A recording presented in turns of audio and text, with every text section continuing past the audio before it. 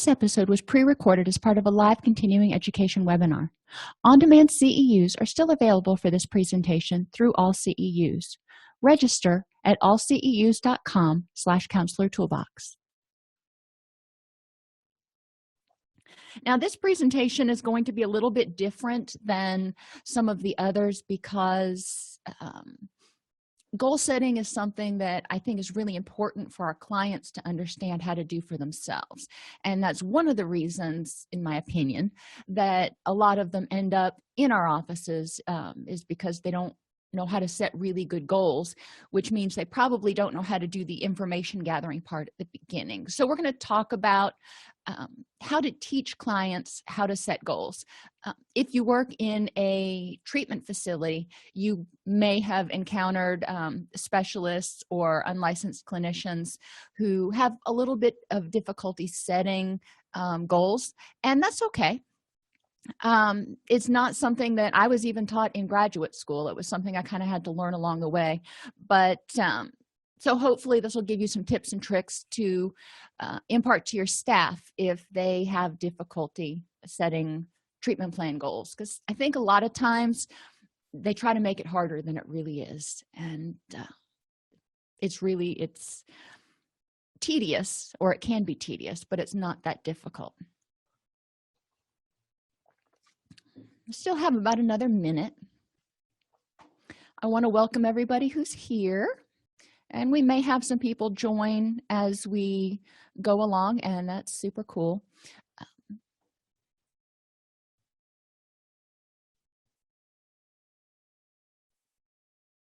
I can't remember if I said this since I started talking this particular time. Feel free to put any questions, comments, tools, anything that you want to add to the course in the chat window as we're going. And if it's a question, I will try to segue into it as gently as possible. There will also be a time for Q&A at the end of the presentation.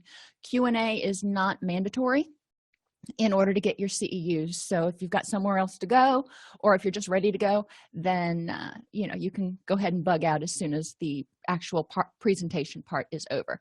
To get to the quiz, go to allceus.com, log in, and you will find at the bottom of the course, there's a link for going to the quiz.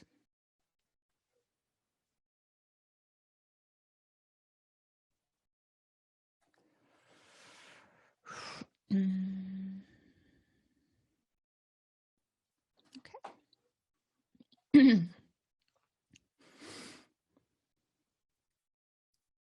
So I'd like to welcome everybody to today's presentation on goal setting. Over the next hour, we're going to identify the purpose of setting goals, which a lot of us really already know, but some of the nuances are going to become a little bit more clear. One of the reasons, I guess, that I first learned to start setting goals was because I had to. They told me I had to write treatment plans, and in order to do that, I had to set goals. But it wasn't something that somebody had said, hey, do you know why you set goals? And generally, when people set goals, they set a big goal, like I'm going to get in shape, or I'm going to lose weight, or I'm going to buy a house this year.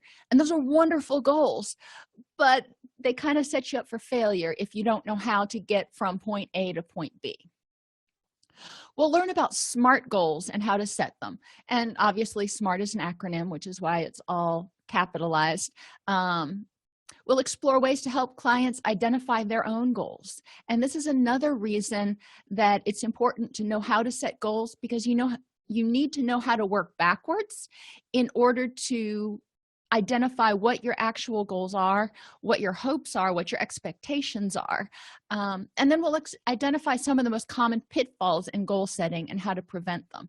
And one of them is setting goals that are not correct. And I don't know another way to say it, but if you're setting the goal of, I want to lose 20 pounds, that way so-and-so will like me, probably not going to be a really accurate goal, because you can't control someone else, whether somebody else is going to like you. Now, if you want to lose 20 pounds, that's cool. More power to you. but we want to make sure that we understand the reasons that we're getting into this. Why do I care? Goal setting is an integral part of behavior change. You need to know what behaviors to reward. You need to know what behaviors to not reward. I try to avoid punishing behaviors. And you need to know when to do it. That way you can keep motivation going. It's something we do pretty much every day. If you think about this morning when you got up, you probably thought to yourself, okay, when I get to the office, I need to get all my files together. I need to review them all so I'm prepared to see my clients. I need to see my clients, do my paperwork, and go home. Well, that's goal setting. We do it every day. And going through that step-by-step process is a way to help you understand how to get from point A to point B. Ineffective goals can have a negative impact on self-esteem. So if you have a client who comes in and they say, I'm really depressed and I've tried to deal with this depression on my own and get undepressed multiple times before and it's failed, and so I feel pretty helpless right now. I don't think this is going to work, but I'm trying one more time. And my first response is, well, kudos for trying one more time. That tells me there's a part of you that still has hope that things can get better.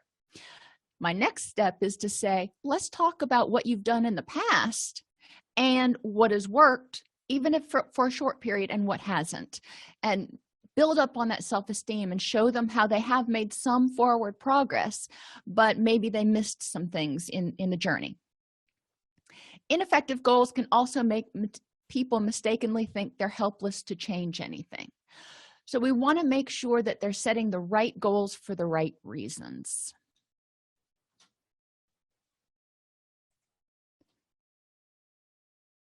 One of the first activities I do, and my clients usually have a good time with this, is I say, let's figure out, how you set a goal. And a goal is kind of like a recipe for getting something done. So what I want you to do is try to figure out how you would prepare an authentic Italian meal. And, most of my clients are not native Italians, so they have to do a little bit of learning here.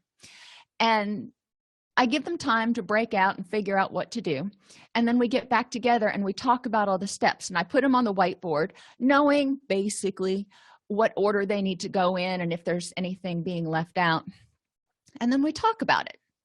So in this particular example, ultimately, they need to come up with the knowledge that they need to learn what an authentic Italian meal consists of. I mean, besides spaghetti, what is it? Decide what is going to be in your meal. Because Italian meals, there's a whole bunch of things from cacciatore to spaghetti to lasagna. Okay, so that's the main dish, but what else goes in it? What is going to be in your meal? All right, we've searched on the Food Network and we've figured out some of that, but now we've got to figure out how to do it. We know what it is, but now we need to figure out once I get all my ingredients together, how do I put this into something that is edible? So we move on to identifying what ingredients you need for that meal. If you've used a recipe before, you've looked at it and you've gone through your checklist and gone, I've got that in the cabinet, got that in the cabinet, got that in the cabinet. Well, that's kind of like what they're doing when they're trying to do any sort of behavior change. They're inventorying their skills and their knowledge, and they're going, I've got this, this is a strength. Okay, score, got that. But I still need to develop these.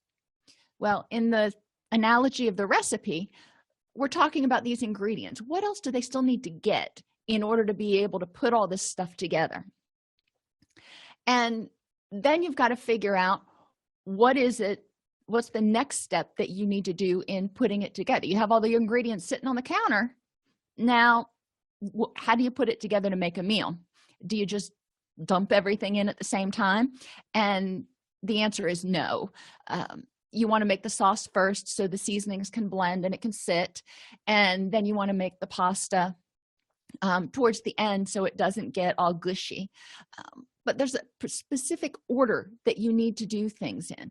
And there's a specific order, give or take, that we need to do things in when we're talking about behavior change. Once we go through the analogy, I'll let them put it up there, and then I'll look at it knowing sometimes, and usually, there's a step or two left out. And I'll say, well, I see that you learned how to prepare the meal and then you went to starting to cook it, but do you have all the ingredients? Or identify a step that they missed and talk about how the ability to prepare a good, edible, authentic Italian meal might come out without that step in there. But we also talk about using or being able to drop back and punt. And sometimes we don't plan for everything, or sometimes we forget something. And that's where we need to be a little bit flexible. If you go to the store and you forget to get basil, okay, so you may either have to try to find a basil substitute, which isn't real easy, or you may need to go back out and get the basil and come back, which is akin to learning a new skill, stopping and going, okay, I missed something. Let me go back, figure out what I missed, get it, and then I can proceed with the process. So these SMART goals that we're talking about are specific. It's not, I want to lose weight, or even I want to buy a house is somewhat broad. Now, a house is a house, but are we talking a $150,000 house, or are we talking a small mansion? What are we talking about? So a SMART goal is specific because that gives you an idea of what you need to do to get there. The down payment on a $150,000 house is going to be much different than one on a $500,000 house. Likewise, what you're going to have to do to save for it may be different. Measurable. You can tell when it's been done and you can measure the progress. And we're going to talk about different examples from behavior modification and from depression and stuff when we get through this. But you want to be able to have any person look at it and go, yes, you've made progress. So it needs to be measurable in terms of frequency, intensity, or duration. Achievable. Well, if you can't do it, if you want to buy a house and at the end of the year, and maybe you want to buy a $500,000 house, but you won't know that you're only going to be able to save $3,000 by the end of the year, then you're kind of setting yourself up for failure because you're not going to make a down payment of $3,000 on that kind of house. So we need to kind of adjust our goals to make them achievable in the time span that you're looking at. Some things can be done, over a longer period of time, but which takes us down to time limited. If something takes too long before a reward is realized, people are going to get frustrated. You want to get some sort of reward. Think about, I was just talking about this the other day with my partner. When I started work, way back in the day when we had paper checks, you would get your check at the end of the week. And, it was every 2 weeks you got the same check. It didn't matter how much work you did. You just got that check, but it was still rewarding for showing up and doing your job and yada, yada, yada. And you would get that check and you'd look at it and feel a sense of accomplishment. And it's like, cool. Okay. Moving on. Today, they've really moved in most organizations to automatic deposit.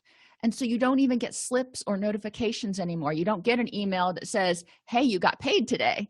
It's just, you just kind of assume it's there. So you don't have that frequent reward. And yes, you can go into your bank account and look for it, but there's a different behavioral effect if you're actually being provided something and it says, on a kind of like pressing a lever and getting a treat for it. I hate to liken us to rats, but there is a different response when you get something that says how much you got paid. So understanding that we need to make sure that we're providing rewards. Now, we want to be able to reward ourselves. So if you're setting a goal for yourself, if your client is setting a goal, they need to be able to access that reward themselves and not depend on it from other people. So I asked them to think about the last goal they set that was successful. And if I'm working with staff and trying to help them learn how to set goals, we still go through this same process because a lot of people, once they can apply it to something that they know, they can translate it to things in the future. Interestingly, there usually is a little bit of a hiccup, even if they do it for themselves really well. For some reason, they start making it too complicated when they try to transfer it to somebody else. But so we start out with, think about the last goal you set that was successful, and then the last one that you set that was unsuccessful. And we've all set unsuccessful goals. Put them kind of side by side. And what is the difference between the two? Were they both SMART goals: specific, measurable, achievable, realistic, and time limited? If so, all right, well, that's good. And was the motivation level for the successful one the same as for the unsuccessful one? And what happened? The unsuccessful one, the motivation waned somewhere. So we want to look at what happened when things got difficult, when you kind of had to drop back and punt, go out to the store and get that basil. So helping people figure out what they know how to do and what strengths they have. When I work with clients, again, a lot of times I'll say, think about the last time that you tried to achieve this goal, sobriety, happiness, getting rid of anxiety, whatever it is. And it was successful, even if it was for a day. Tell me about that. What were you doing? What did you try to do? And what did you not do? And then when it started to fall apart, or when you relapsed, or however you phrase it with that particular client, what was different? What changed? Goals are the overarching reason a person begins to do something. I mean, we got to get motivated, but you can have a lot of goals and not be motivated to get off the couch. Often we set goals that are broad and abstract, like I want to be healthier or I want to be happy. And that's a great place to start. If you think of the miracle question, ask somebody, if you want to be healthier, if you woke up tomorrow and you were healthier, what would be different? That gives you an idea of the more specific goals that you need to set and the more specific directions that someone needs to take. This will also help you break the goals down into manageable, meaningful, observable objectives. If you want to be healthier, that's great. Wonderful. That probably means improving your sleep, improving your nutrition, starting to exercise or at least get some more movement, and let's say stop smoking. Let's just throw that one in there. So we've got four goals that are still pretty big goals for somebody to accomplish, but we can make them meaningful, observable, and manageable. So with exercise, for example, all right, one part of this getting healthier goal is starting to exercise. So what's the first thing you need to do?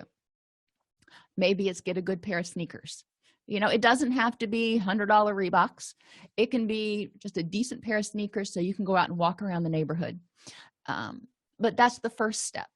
Once they accomplish that, it's like, all right, I bought into this. I spent a little money. I'm feeling optimistic. So let's keep with that motivation. We want to phrase goals as adding positive instead of removing a negative. And what I mean by that is,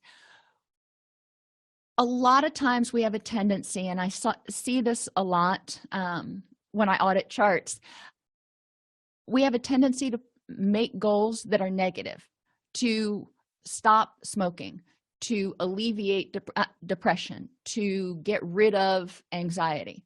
Well, that's great.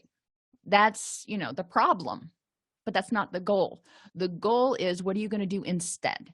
So if you're not depressed, what are you? You're happy. If you're not anxious, you are calmer. You are, find some antonym there that you can use.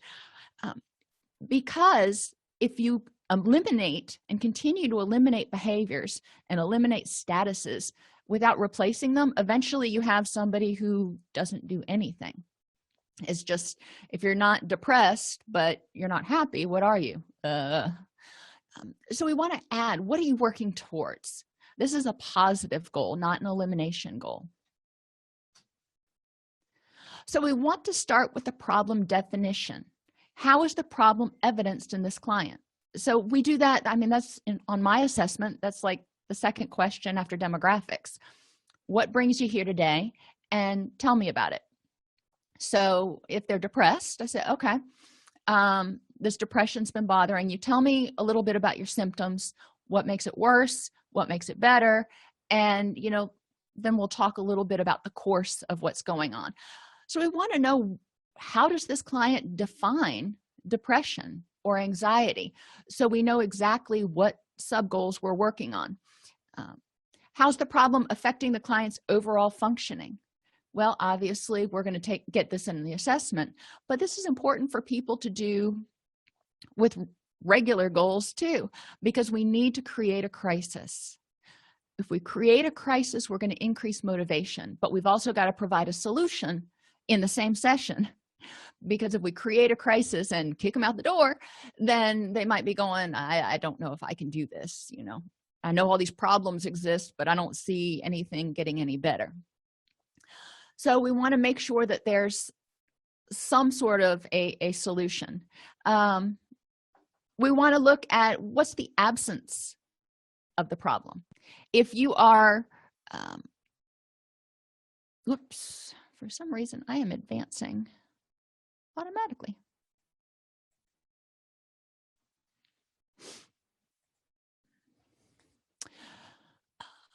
What's the client's perception of the problem?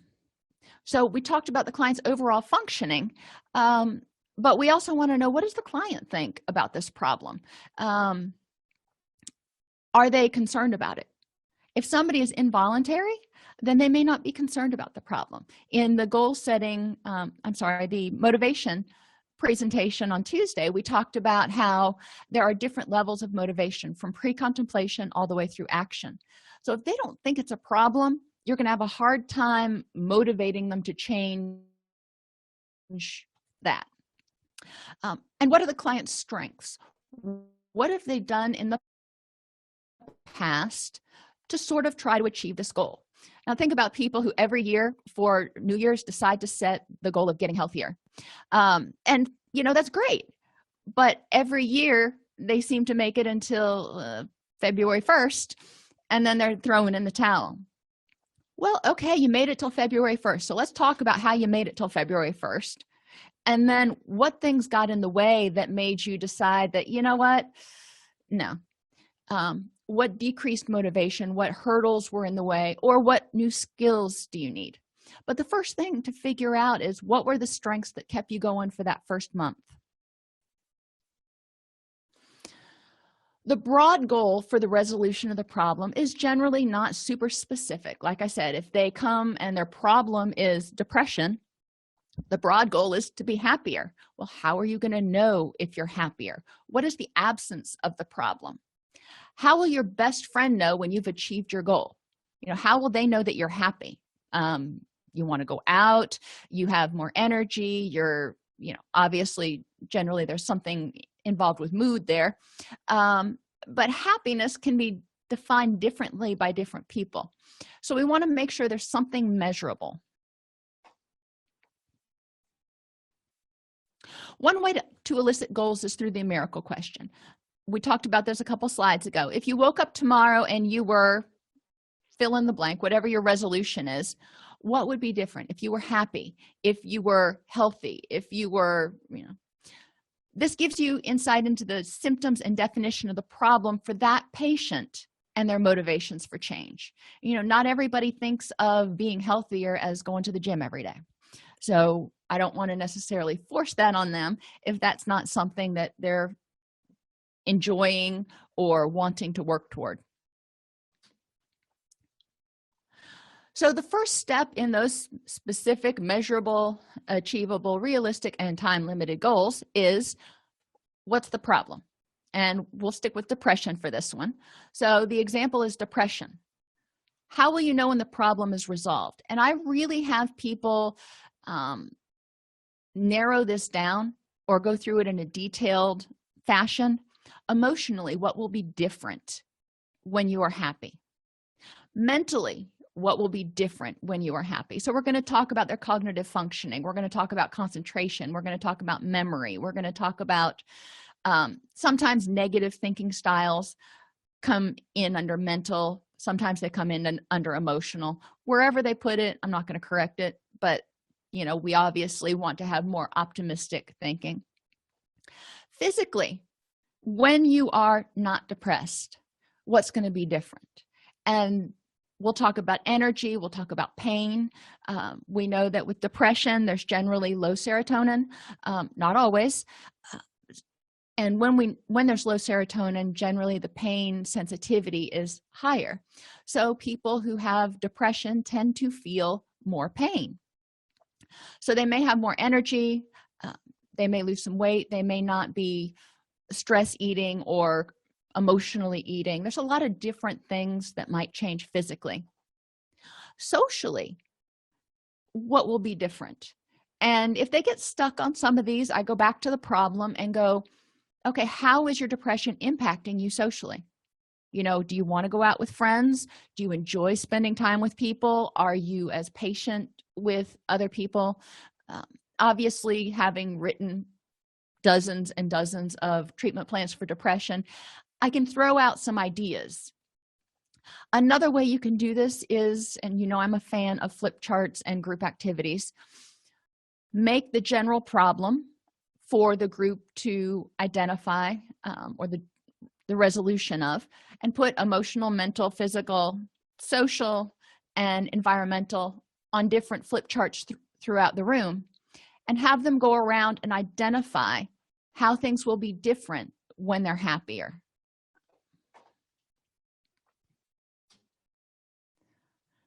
So sub-goals, and this gets a little tricky here. And this is where a lot of people kind of jump off the rails. The main issue is the fact that they're depressed and they want to be happier.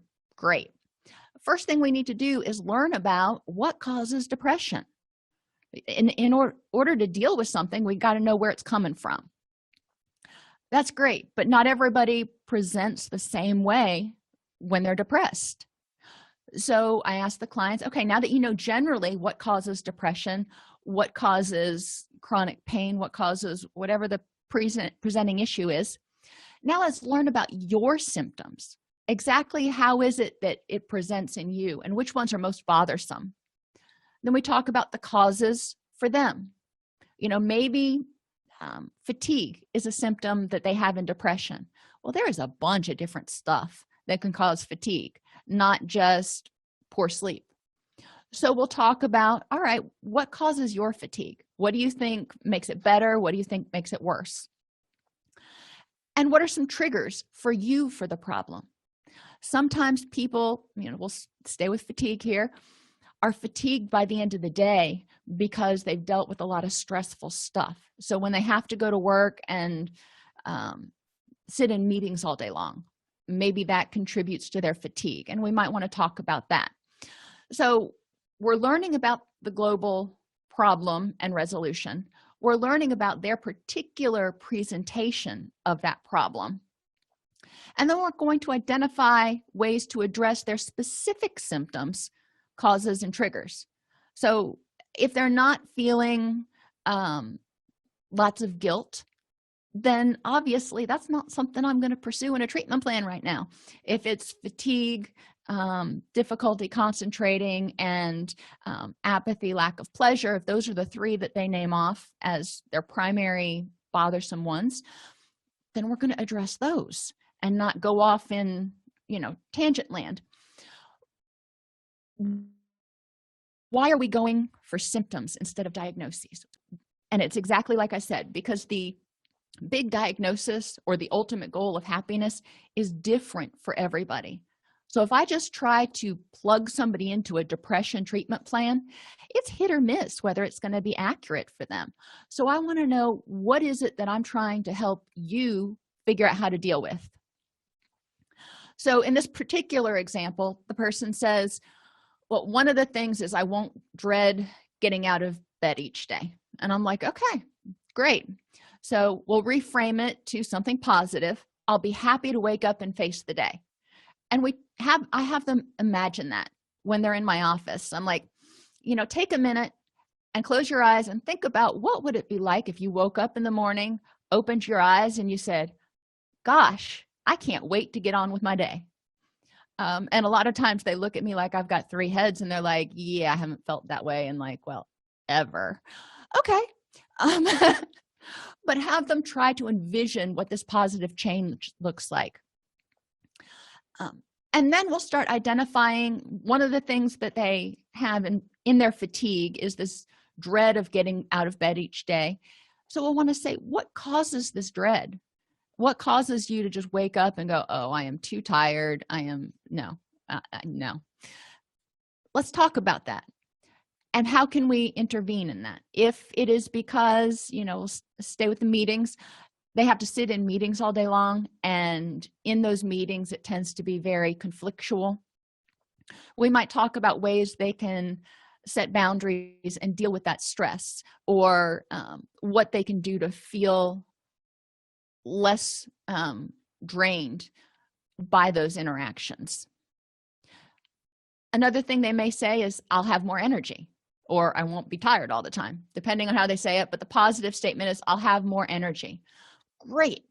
So let's learn about what causes fatigue and low energy, and then we'll figure out what causes your fatigue and low energy. Is it sleep? Is it poor nutrition? Is it something hormonal? Is it something that has to do with, I guess it goes back to poor nutrition if you are not getting, if you're anemic. Another thing that could cause the fatigue and low energy is actually not getting enough oxygen.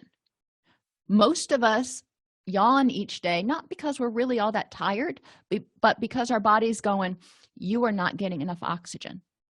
While you're sitting there right now, just think about it. Are you breathing through your belly and getting good deep breaths, or are you doing what the typical American does and short, shallow breaths?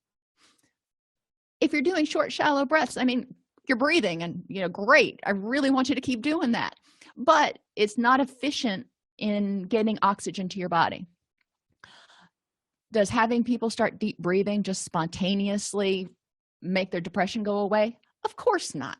Or they would have figured that out a long time ago. But it can help, and it's also a good intervention to help them deal with anxiety. So if they can take a few deep breaths each day, practice some mindfulness, it helps step by step.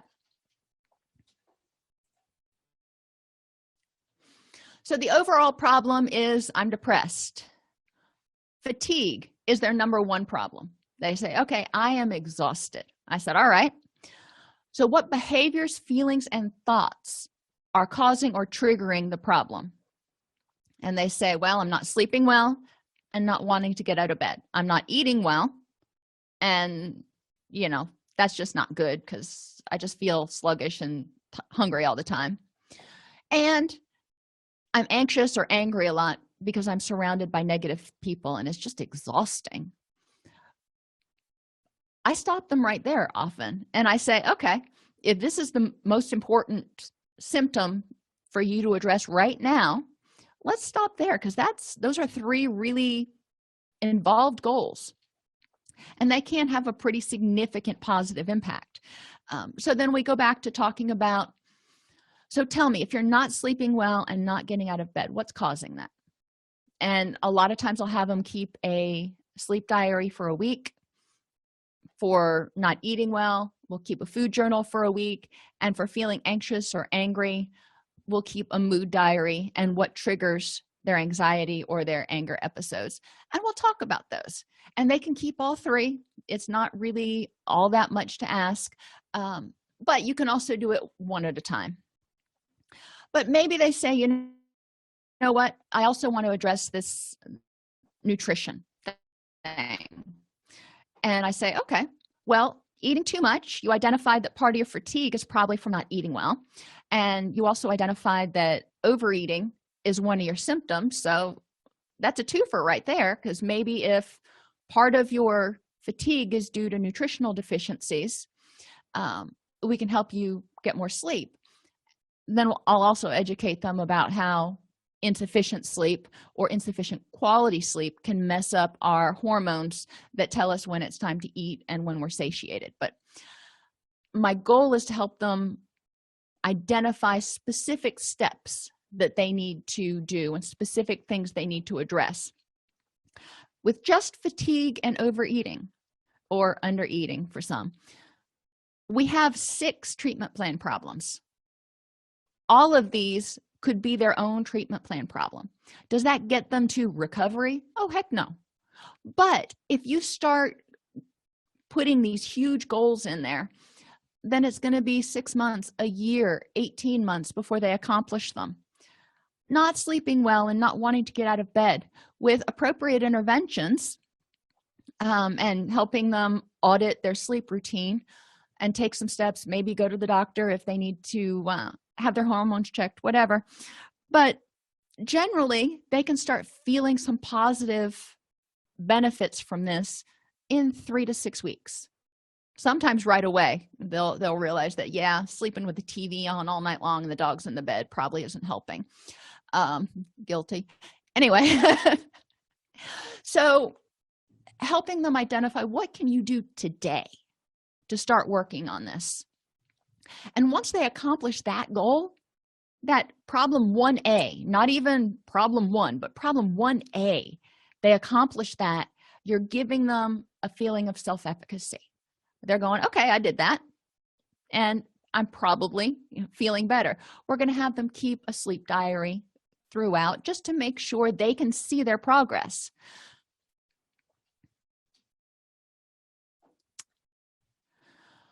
When we talk about the ultimate goals, remember I said go through it emotionally, mentally, physically, socially, talking about relationships, and environmentally if you want to go there. How will your environment change? The next part is measurable. So we talked about specific, and when we went through those 1A, B, and C and 2A, B, and C, those are pretty darn specific. But again, I'm doing that intentionally because I want people to achieve a goal, not just achieve part of a goal, but achieve a goal and be able to go, okay, I did that. Score. I can do the next one. So now how do we measure it so they know when they've accomplished it? And there are a lot of different ways, and too many measurements can get tedious for a lot of clients. So I usually choose one. But if you have somebody who likes measuring, then you can do this. If we're talking about the crying episodes, you can do number of crying episodes per day. If you're talking about duration of crying episodes, how long did you cry for? Was it just a brief moment in the bathroom, or did you have kind of a meltdown for 45 minutes? And intensity. When you had this crying episode, how bad was it? One of the keys with Likert scales is to always anchor them. 1 through 4 means nothing to people, and you're not going to get good rating reliability if it's not anchored. So one way to anchor it for crying, for example, would be mild, moderate, intense, or excruciating, or just bawling, or whatever you want to call it. But that'll help the person figure out, okay, where am I? And you'll notice it's 4, not 5. One of the things that they found is if you give people 5 options, they are more likely to default to 3, middle of the road, 1, 3, or 5. So 2 and 4 just kind of get left out. So if you have to have a middle one for whatever reason, you feel like you need a middle one, do 3 instead of 5. You're going to get more accuracy. So if we're talking about eating episodes, if they're trying to improve their hunger, or not improve their hunger, improve their nutrition, or stop emotionally eating, we can talk about the number of eating episodes not due to hunger per day. So, yeah, they're going to eat, and they may eat 4 times because they're hungry. Let's not focus on those right now, unless that's what they want to do. But generally, we want to eliminate the eating episodes that are due to something besides hunger. Duration. If we're talking about somebody who mindlessly eats or binges, duration can be helpful to understand. Did they start eating when they came home from work and then graze until they went to bed for 4.5 hours? Or did they, eat for 30 minutes? This can also help when you're setting goals to cut down that time span. So, okay, you come home from work and you start making dinner and you eat, and so that's an hour. Can you stop there? We want to shorten that period so they're not grazing all night long. or at least make them discrete episodes. We can also look at the intensity. How many calories per binge, or how many calories did you eat in that 4.5 hours you were grazing? Because you can ingest a whole lot of calories, and a lot of times they're empty calories if you're grazing all night long. So we may want to look at that and cut down the intensity. One technique for doing that, for example, would be to replace your typical preferred grazing foods like chips and buttered popcorn with air popped unbuttered popcorn, unsalted pretzels, apples, something that has some crunch to it, and you have to chew, but it has a whole lot less calories. And then you can start addressing the reasons for the grazing, whether it's habit or stress or whatever. But if you can start reducing the intensity, they'll feel like they're making progress. If you're talking about glasses of water consumed per day, obviously that's an easy one to measure. Number of wake-ups per night, if we're talking about improving sleep. For duration of sleep, you may want to look at either how long you slept, how many hours of deep sleep you got, or how long you were awake each night. The person can decide what they want to measure, but they need to have something tangible, something quantifiable that they can look at kind of on a chart, so they can see progress, and they can go back and note if they start not seeing progress, what changed. They can look back and go, oh yeah, this kind of started about 2 weeks ago. I do that with my activity tracker. I will note when my resting heart rate is increased a whole lot, and generally I don't pay attention to it right away, but over the course of 4 or 5 days, if I look down and I see that, okay, my resting heart rate has increased for the past week, then I start going, okay, what changed? And maybe I'm just working out a lot harder, or maybe stress has increased, or I'm drinking too much caffeine.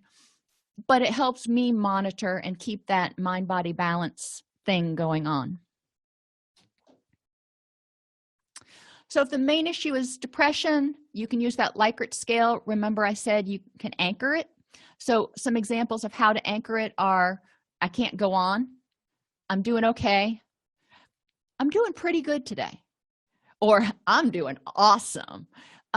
You're not going to get a lot of awesomes out there, but if you can get okay and pretty good, that's a whole lot of progress.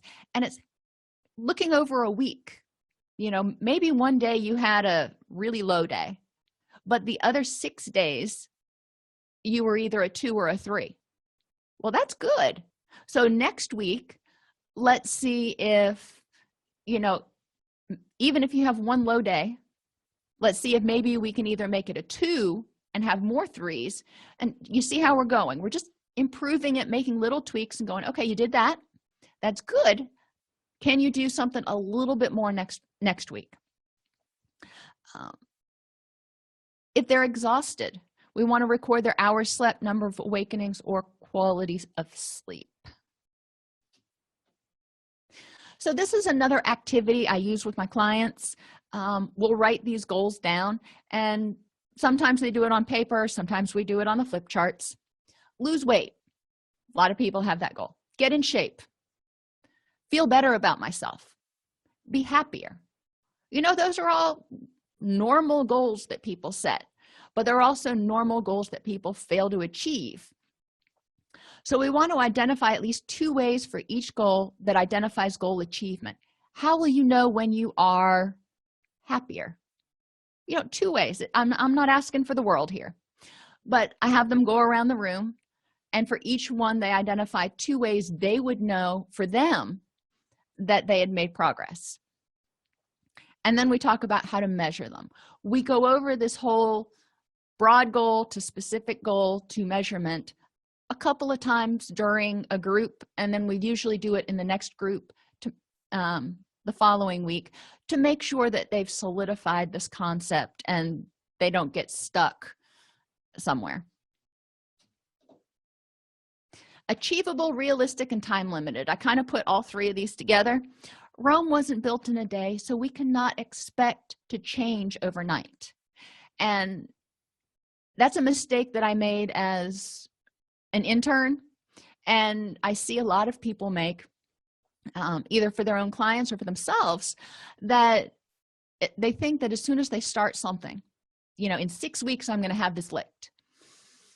Well, let's talk about what we know you can have licked in 6 weeks. If you've been doing it for 16 years, you're going to have a lot of progress in the first 6 weeks, because there's a pretty good learning trajectory there, and you've got hope and momentum and all kinds of stuff now. So that's great. But to say that you're going to be recovered in 6 weeks, not necessarily. And I try to hedge that, and most people don't come out and say, well, I think I'm going to have it licked in 6 weeks, but I'm exaggerating. We want to identify what can you do in 6 weeks. And once they start going down and breaking down the goals into specific measurable things, they realize that, yeah, there's a little bit more to this change stuff than I thought.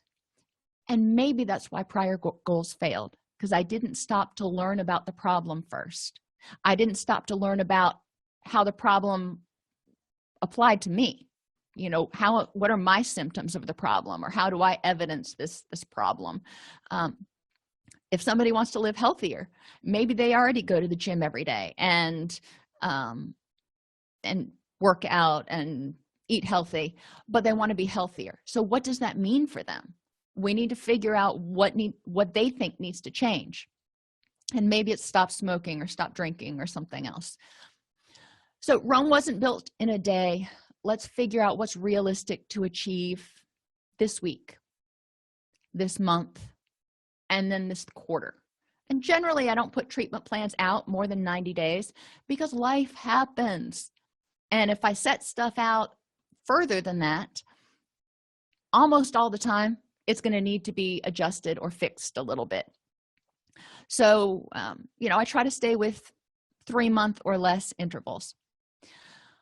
Goals need to be built on prior strengths and individualized. Yes, they're going to learn some new skills.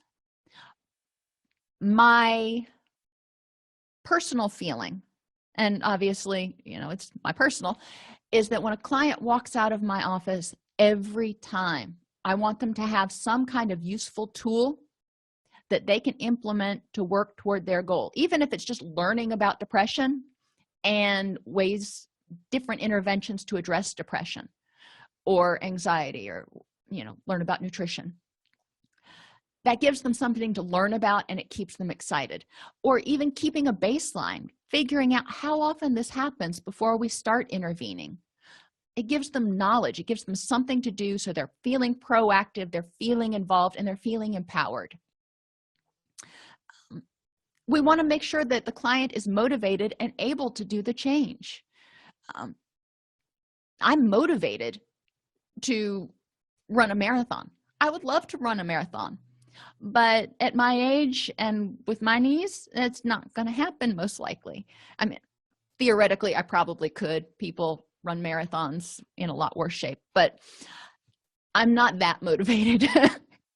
So we need to make sure that it's something the client's motivated to do. My mother, for many, many years, always talked about losing weight, and we would start eating healthfully, and she'd get a gym membership, and she'd go like twice, and then she wouldn't go again. And the gym is not for her. She is not motivated to go to the gym. She doesn't mind going out walking. She doesn't mind walking the dog. She doesn't mind puttering around the house and doing that sort of stuff. There's a lot of different activities that she doesn't mind doing, but the gym is not one of them.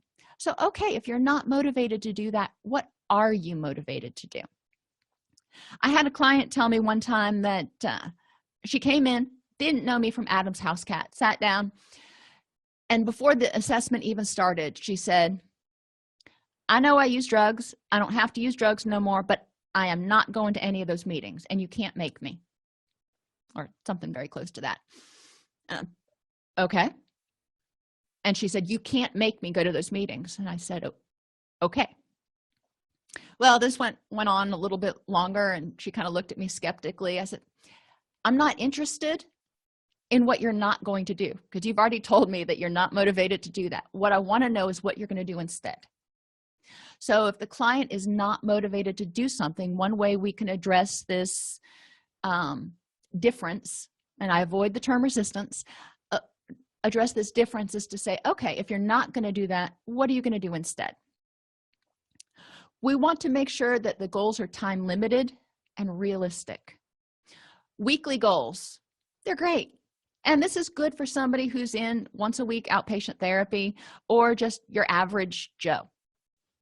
Daily goals, this is more appropriate for someone who's in IOP, intensive outpatient counseling, which meets 3 to 5 days a week, or who is setting a really intensive goal. You know, it's good to be able to look back at the end of the day and pat yourself on the back and go, hey, I made it through today. Smoking cessation is one of those that may need to be on a daily goal basis at first. And then sometimes it comes down to hour by hour. If somebody's in crisis or if they are right on the precipice of a relapse, what can we do to get through this hour? And then the next hour. And once they've made it through 4 hours, you can say, look, you made it through half the day. You know, it's afternoon now. Once they've made it through an entire day, you can say, how awesome was that? When I started talking to you at 8 this morning, you didn't think you could go an entire day without smoking. And now it's 6 in the evening and you haven't lit up. How awesome is that? So we can reinforce those goals. And obviously, with certain goals, you're not going to be on the phone with the client every single hour, but you want them to be able to know that, all right, today I'm feeling really edgy and like I want to smoke. So maybe instead of saying I need to get through the whole day, I just need to focus on getting through the next hour and then the next hour after that. And then they can look back on the day and go, darn, I did it. Cool beans. So the hook, we want to make sure that if we're setting goals with a client or if a client is setting goals, it's very clear who's responsible for doing what, when, where, why, and how. Got to throw the H in there. This is the action plan or the map. So a lot of times the client is going to do most of it, but there may be some things that they need family, friends, supports, therapists to pitch in and help with. Everybody needs to know what they're responsible for doing, when and where. Think about planning a wedding. You know, a lot of times the bride kind of takes control, but there are times when you need other people to do stuff. So if you're trying to plan this out, everybody needs to know what they're responsible for doing and when they need to be there. We want to know why they're doing it. You know, we have to keep that motivation in the forefront of their mind. What is your motivation for doing this? And how is it helping you meet your ultimate goal? So if they're working on improving their sleep, great. And you're doing this because one of your symptoms is fatigue and you want more energy. Awesome. Your ultimate goal is to be happier and have more energy. So, you know, you see how all this connects.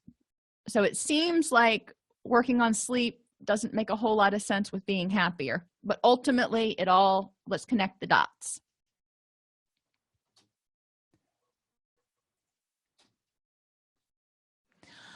So one example treatment plan. Sally will learn about depression by reading one chapter of XYZ book and the handouts provided by Dr. Snipes each week for 5 weeks.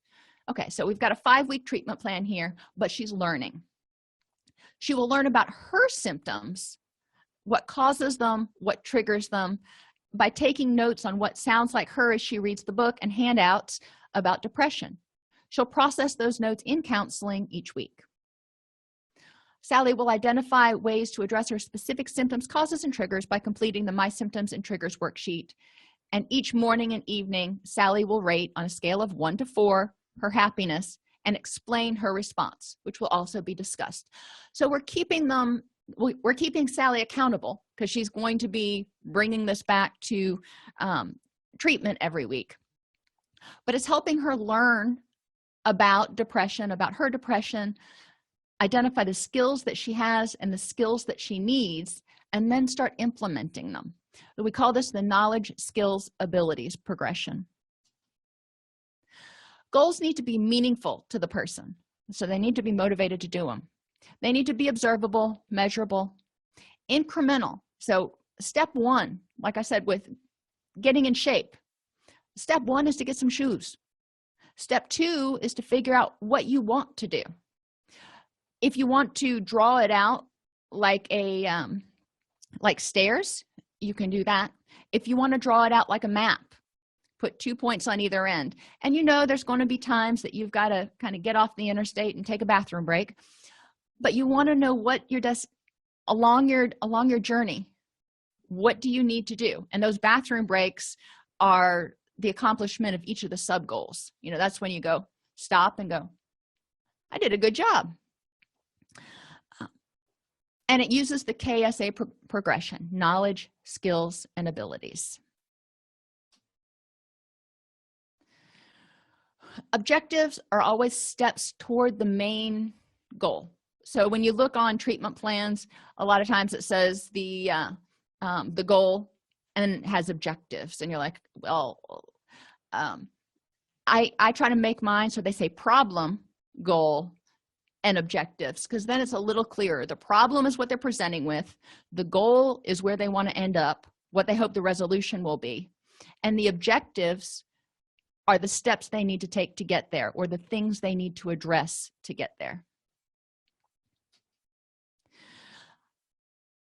You need to prioritize goals sometimes, and a lot of times clients will do this on their own, and they will say, I'm motivated to work on this or that, and it's like score. But other times the client doesn't have an opinion or doesn't have a preference. I look to Maslow's hierarchy and I say, okay, let's start with the easy stuff. Let's start with the biological stuff. Let's have you get a physical, rule out any physiological causes. Let's look at nutrition and sleep and activity and oxygen and sunlight. Let's rule all those out or rule them in. And then we can start talking about some other stuff. And talking about what is it that makes this problem worse for you. In failing to consider why people currently do or do not engage in certain behaviors, we set them up to fall. There's a benefit to their current behaviors. There's a reward to their current behaviors, and we need to be cognizant and sensitive to that. We need to provide them alternate behaviors that meet that same need. We need to make sure that they don't set goals that are too big to accomplish in that time frame or that are too hard. Instead of thinking about running a marathon, going from being a couch potato to a marathon, and there is actually a book by that title, but I digress. Have them say, okay, let's run a 5K. Sitting from being couch potato to running 5 kilometers, not so bad. And then maybe bump up to a 10K, then a half marathon. Those are reasonable progressions. Setting too many goals.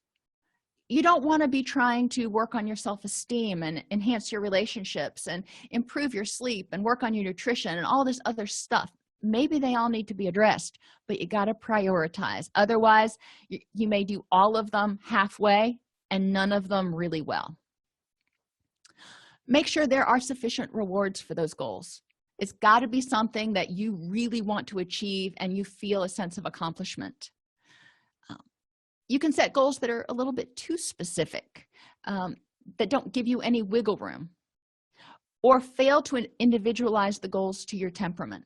So if you tend to be somebody who likes to fly by the seat of your pants and be spontaneous, and this goal is really rigid, you may not follow through with it. So yet another activity, I have them break into different groups, and I give them each group a different goal. Groups need to create a plan to achieve that goal, and none of these are simple goals. Rebuilding a car, where do you even start? Becoming a nurse or a carpenter, or pick some occupation. There's a lot to it, so they need to figure out how to identify where to start and how to set those steps.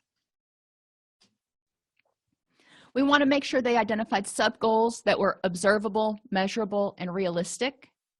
We want to make sure they identified the reason someone would be motivated to put forth the effort to achieve the goal. And did they make sure they had the knowledge, and then practice the skills before they launched into the real thing?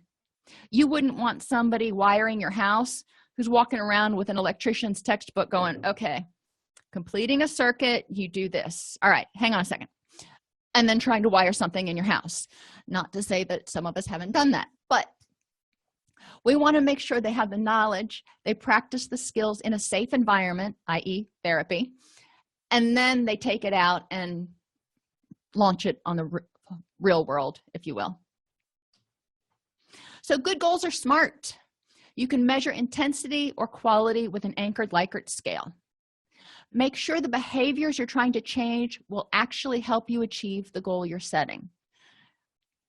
Goals should follow the knowledge, skills, and abilities progression, and knowledge in general, knowledge about how it applies to you, skills in general, what skills you already have, what skills you need to develop, and then the abilities.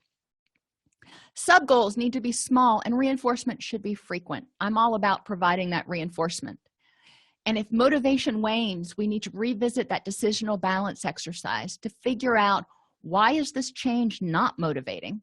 Or why is the old behavior more motivating than this current one?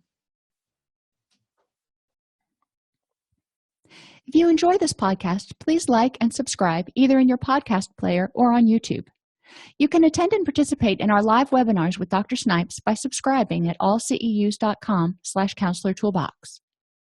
This episode has been brought to you in part by allceus.com, providing 24/7 multimedia continuing education and pre-certification training to counselors, therapists, and nurses since 2006. Use coupon code Counselor Toolbox to get a 20% discount off your order this month.